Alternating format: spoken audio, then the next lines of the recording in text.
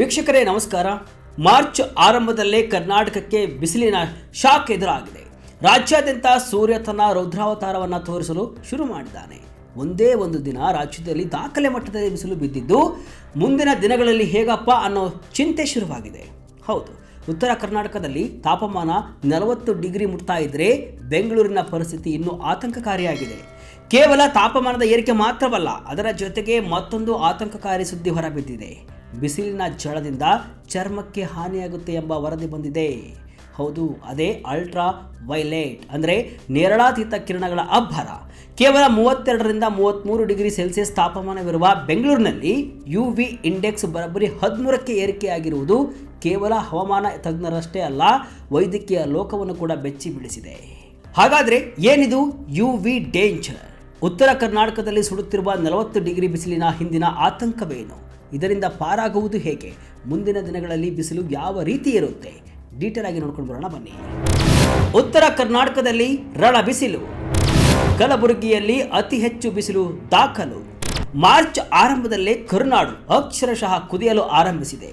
ಬೇಸಿಗೆಯ ಪ್ರಭಾವಿ ದಿನಗಳು ಇನ್ನೂ ಬಾಕಿ ಇರುವಾಗಲೇ ಉತ್ತರ ಒಳನಾಡಿನ ಹಲವು ಭಾಗಗಳಲ್ಲಿ ತಾಪಮಾನ 40 ಡಿಗ್ರಿ ಸೆಲ್ಸಿಯಸ್ ಸಮೀಪಿಸ್ತಾ ಇದೆ. ಭಾರತೀಯ ಹವಾಮಾನ ಇಲಾಖೆ ನೀಡಿರುವ ಮುನ್ಸೂಚನೆ ಪ್ರಕಾರ ಮುಂಬರುವ ದಿನಗಳಲ್ಲಿ ರಾಜ್ಯಾದ್ಯಂತ ಭಾರೀ ಬಿಸಿಗಾಳಿ ಅಂದರೆ ಹೀಟ್ ವೇವ್ ಪರಿಸ್ಥಿತಿ ನಿರ್ಮಾಣವಾಗುವ ತೀವ್ರ ಅಪಾಯವಿದೆ.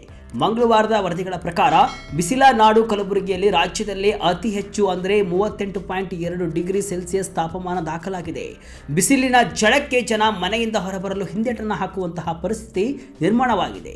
ಕೇವಲ ಉತ್ತರ ಕರ್ನಾಟಕ ಮಾತ್ರವಲ್ಲ, ರಾಜ್ಯದ ದಕ್ಷಿಣ ಒಳನಾಡು ಹಾಗೂ ಕರಾವಳಿ ಭಾಗಗಳಲ್ಲೂ ಕೂಡ ಸೆಕೆಯ ಪ್ರಮಾಣ ವಿಪರೀತವಾಗಿ ಹೆಚ್ಚಾಗಿದೆ. ಡೇಂಜರ್ ಝೋನ್ನಲ್ಲಿ ಬೆಂಗಳೂರು. ಇತಿಹಾಸದಲ್ಲೇ ದಾಖಲೆ ಬಿಸಿಲು. ಇನ್ನು ಬೆಂಗಳೂರು ಹಾಗೂ ಕಲಬುರಗಿಯ ಹವಾಮಾನವನ್ನ ಹೋಲಿಕೆ ಮಾಡಿದರೆ ಹವಾಮಾನ ತಜ್ಞರೇ ಅಚ್ಚರಿಗೊಂಡಿದ್ದಾರೆ. ಕಲಬುರಗಿಯಲ್ಲಿ ತಾಪಮಾನ 38.2 ಡಿಗ್ರಿ ಇದ್ದು ಅಲ್ಲಿನ ನೇರಳಾತೀತ ಕಿರಣಗಳ ಸೂಚ್ಯಂಕ 10ರಷ್ಟಿದೆ. ಇದನ್ನ ಅತಿ ಹೆಚ್ಚು ಅಂತಾನೆ ಪರಿಗಣಿಸಲಾಗುತ್ತೆ. ಆದರೆ ಅಸಲಿ ಆತಂಕ ಇರುವುದು ನಮ್ಮ ಬೆಂಗಳೂರಿನಲ್ಲಿ. ಸಿಲಿಕಾನ್ ಸಿಟಿಯಲ್ಲಿ ಮಂಗಳವಾರ ದಾಖಲಾದ ತಾಪಮಾನ ಕೇವಲ 32 ಡಿಗ್ರಿ ಸೆಲ್ಸಿಯಸ್. ಆದರೆ ಮಧ್ಯಾಹ್ನದ ಹೊತ್ತಿಗೆ ಬೆಂಗಳೂರಿನ UV ಇಂಡೆಕ್ಸ್ ಏಕಾಏಕಿ 13ಕ್ಕೆ ಜಿಗಿದಿದೆ.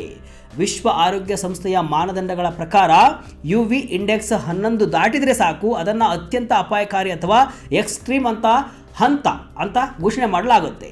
ಇನ್ನು ಬೆಂಗಳೂರಿನ ಹವಾಮಾನ ಇಲಾಖೆ ಮೂಲಗಳು ತಿಳಿಸುವಂತೆ ಸಾಮಾನ್ಯವಾಗಿ ಬೇಸಿಗೆ ಆರಂಭದಲ್ಲಿ ಬೆಂಗಳೂರಿನ ತಾಪಮಾನ 34 ಡಿಗ್ರಿ ದಾಟಲ್ಲ. ಆದರೆ ಕೇವಲ 2 ದಿನಗಳಲ್ಲಿ UV ಮಟ್ಟ 10ರಿಂದ 13ಕ್ಕೆ ತಲುಪಿರುವುದು ಅತ್ಯಂತ ಕಳವಳಕಾರಿ ಸಂಗತಿಯಾಗಿದೆ. ಏನಿದು ನೇರಳಾತೀತ ಕಿರಣ? ಇಲಾಖೆ ಹೇಳುವುದೇನು? ಈಗ ನಿಮಗೆ ಒಂದು ಪ್ರಶ್ನೆ ಕಾಡಬಹುದು, ಏನಿದು ನೇರಳಾತೀತ ಕಿರಣ, ಯಾಕಿಷ್ಟು ಡೇಂಜರ್ ಅಂತ? ಇದನ್ನು ಸರಳವಾಗಿ ಬೆಂಗಳೂರು IMD ವಿಜ್ಞಾನಿ CS ಪಾಟೀಲ್ ಅವರು ವಿವರಿಸಿದ್ದಾರೆ. ಸೂರ್ಯನಿಂದ ಬರುವಂತಹ ಅಪಾಯಕಾರಿ ನೇರಳಾತೀತ ಕಿರಣಗಳನ್ನು ತಡೆದು ಭೂಮಿಯನ್ನು ರಕ್ಷಿಸುವುದು ಓಜೋನ್ ಪದರ. ಇದೆಲ್ಲವೂ ಕೂಡ ನಿಮಗೆ ಗೊತ್ತಿರುವಂತಹ ವಿಷಯ. ಈ ಓಜೋನ್ ಪದರದ ದಪ್ಪವನ್ನು ಆಧರಿಸಿ ಭೂಮಿಗೆ ಬೀಳುವ UV ಕಿರಣಗಳ ತೀವ್ರತೆ ನಿರ್ಧಾರವಾಗುತ್ತೆ. ಸದ್ಯದ ಮಟ್ಟದಲ್ಲಿ UV ಸೂಚ್ಯಂಕ 8 ದಾಟಿದ್ರೂ ಕೂಡ ಅದು ಮನುಷ್ಯನಿಗೆ ಹಾನಿಕಾರಕ. ಅಂಥದ್ರಲ್ಲಿ ಈಗ 13ಕ್ಕೆ ಏರಿಕೆಯಾಗಿದೆ ಅಂತಾರೆ ತಜ್ಞರು. ಇದರ ಮೇಲೆ ನೀವೇ ಊಹೆ ಮಾಡಿಕೊಳ್ಳಿ ಬಿಸಿಲಿನ ಪ್ರಖರತೆ ಎಷ್ಟಿದೆ ಅಂತ. ಇದರ ಜೊತೆಗೆ ನಗರಗಳ ಕಾಂಕ್ರೀಟ್ ಕಾಡುಗಳು ಈ ಸಮಸ್ಯೆಯನ್ನು ನೂರ್ಮಡಿಗೊಳಿಸ್ತಾ ಇವೆ. ಬೆಂಗಳೂರು ಮತ್ತು ಮಂಗಳೂರಿನಂತಹ ನಗರಗಳಲ್ಲಿ ಹೆಚ್ಚುತ್ತಿರುವ ಬೃಹತ್ ಗಾಜಿನ ಕಟ್ಟಡಗಳು, ವಿಶಾಲವಾದ ಕಾಂಕ್ರೀಟ್ ರಸ್ತೆಗಳು ಮತ್ತು ಕಣ್ಮರೆಯಾಗುತ್ತಿರುವ ಮರಗಳ ಸಂಖ್ಯೆ ಇವೆಲ್ಲವೂ ಕೂಡ ತಾಪಮಾನ ಹಾಗೂ ವಿಕಿರಣಗಳನ್ನು ಹೀರಿಕೊಂಡು ಮತ್ತು ಪ್ರತಿಫಲಿಸುವ ಮೂಲಕ ಅರ್ಬನ್ ಹೀಟ್ ಐಲ್ಯಾಂಡ್ ಎಫೆಕ್ಟ್ ಅನ್ನು ಸೃಷ್ಟಿ ಮಾಡ್ತಾ ಇದೆ. ಆರೋಗ್ಯದ ಮೇಲೆ ಬೀಳುವ ಪರಿಣಾಮವೇನು? ಇನ್ನು ಬೆಂಗಳೂರಿನ ಪ್ರಮುಖ ಆಸ್ಪತ್ರೆಯ ಚರ್ಮರೋಗ ತಜ್ಞರು ಈ ಬಗ್ಗೆ ಎಚ್ಚರಿಕೆಯನ್ನು ಕೊಟ್ಟಿದ್ದಾರೆ. ಸತತವಾಗಿ 13ರಷ್ಟಿರುವ UV ಕಿರಣಗಳಿಗೆ ಒಡ್ಡಿಕೊಳ್ಳುವುದರಿಂದ ಸನ್ ಬರ್ನ್ ಅಥವಾ ಚರ್ಮ ಸುಡುವುದು, ಚರ್ಮ ಬೇಗನೆ ಸುಕ್ಕುಗಟ್ಟುವುದು ಮತ್ತು ದೀರ್ಘಕಾಲದ ಬಳಿಕ ಚರ್ಮದ ಕ್ಯಾನ್ಸರ್ ಬರುವ ಅಪಾಯವಿರುತ್ತೆ. ಅಲ್ಲದೆ ಕಣ್ಣಿನ ಪೊರೆಗೂ ಇದು ತೀವ್ರ ಹಾನಿ ಮಾಡಬಲ್ಲದು ಅಂತ ಎಚ್ಚರಿಸಿದ್ದಾರೆ. ವಿಪರೀತ ಬಿಸಿಲು ಮತ್ತು ಅಲ್ಟ್ರಾ ವೈಲೆಟ್ ಕಿರಣಗಳ ಕಾಂಬಿನೇಷನ್ ಮನುಷ್ಯನ ದೇಹವನ್ನು ಬೇಗನೆ ನಿರ್ಜಲೀಕರಣಕ್ಕೆ ದೂಡುತ್ತೆ. ಇದರಿಂದ ತಲೆ ತಿರುಗುವಿಕೆ, ಹೀಟ್ ಎಕ್ಸಾಕ್ಷನ್ ಹಾಗೂ ಪ್ರಾಣಕ್ಕೆ ಕುತ್ತು ತರಬಲ್ಲ ಹೀಟ್ ಸ್ಟ್ರೋಕ್ ಸಂಭವಿಸುವ ಸಾಧ್ಯತೆಗಳು ಕೂಡ ದಟ್ಟವಾಗಿವೆ. ಉಷ್ಣಾಂಶ ಸಂಬಂಧಿತ ಕಾಯಿಲೆಗಳು, ಚರ್ಮದ ಅಲರ್ಜಿಗಳು ಮತ್ತು ಕಣ್ಣಿನ ಉರಿಯಂತಹ ಪ್ರಕರಣಗಳು ಹೆಚ್ಚುತ್ತಿರುವುದರಿಂದ ಸಾರ್ವಜನಿಕ ಆರೋಗ್ಯ ವ್ಯವಸ್ಥೆಯ ಮೇಲೂ ಕೂಡ ತೀವ್ರ ಒತ್ತಡ ಬೀಳುವ ಸಾಧ್ಯತೆ ಇದೆ ಅಂತ ಕಳವಳವನ್ನು ವ್ಯಕ್ತಪಡಿಸಿದ್ದಾರೆ. ಅತಿ ಹೆಚ್ಚು ಬಿಸಿಲು ಯಾರಿಗೆ ಅಪಾಯ? ವೈದ್ಯರು ಕೊಟ್ಟ ಮುನ್ನೆಚ್ಚರಿಕೆಗಳೇನು?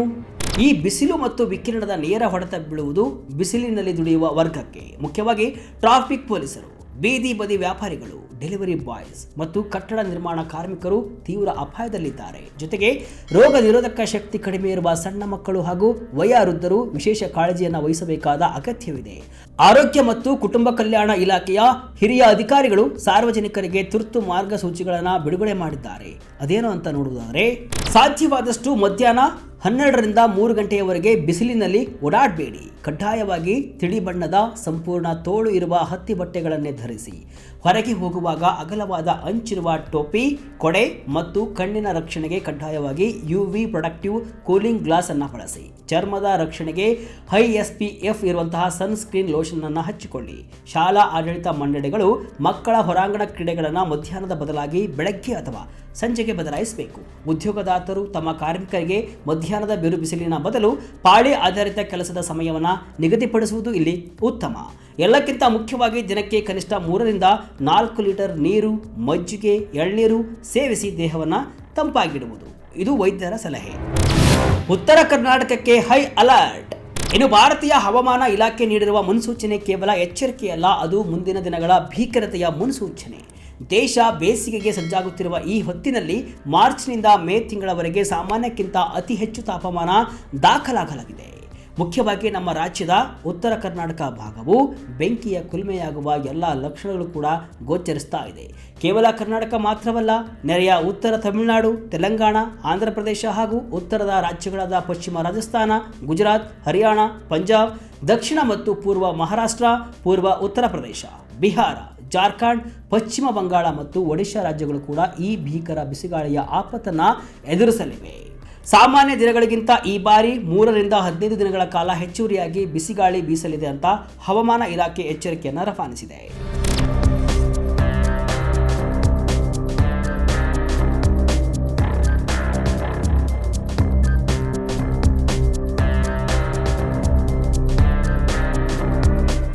ನೋಡಿದ್ರಲ್ಲ ವೀಕ್ಷಕರೇ, ಮಾರ್ಚ್ ತಿಂಗಳಲ್ಲೇ ಪರಿಸ್ಥಿತಿ ಹೀಗಿದ್ರೆ ಏಪ್ರಿಲ್ ಮೇ ತಿಂಗಳ ಸುಡು ಬೇಸಿಗೆಯಲ್ಲಿ ರಾಜ್ಯದ ಗತಿ ಏನು ಎನ್ನುವ ಆತಂಕ ಈಗ ಎಲ್ಲರನ್ನೂ ಕೂಡ ಕಾಡ್ತಾ ಇದೆ.